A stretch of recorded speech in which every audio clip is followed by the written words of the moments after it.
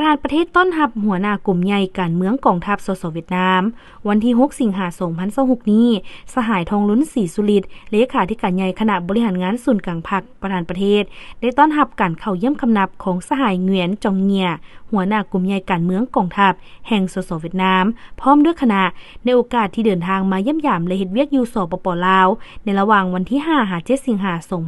2026สหายทองลุ้นศรีสุริตได้แสดงความยินดีต้อนรับอันอบอุ่นและตีราคาสูงต่อการเดินทางมาเยี่ยมยามและเฮ็ดเวียกอยู่สปป.ลาวของสหายเหงียนจองเงียพร้อมด้วยคณะในครั้งนี้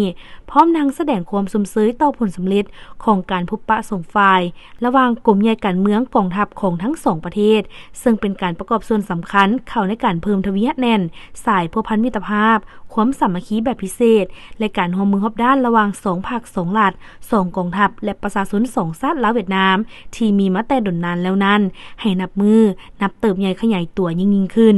สหายเหงียนจองเงียก็ได้แสดงความขอบใจต่อสหายทองลุ้นศรีสุริตที่ได้ให้การต้อนรับอย่างอบอุ่นและได้แจ้งให้ทราบถึงจุดประสงค์ของการเดินทางมาเยี่ยมยามและเฮ็ดเวียกอยู่สปป.ลาวในครั้งนี้พร้อมทั้งให้คำมั่นสัญญาว่า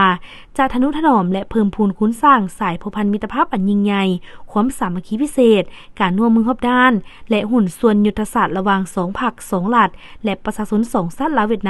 นามลาวให้เจริญงอกงามยิ่งขึ้น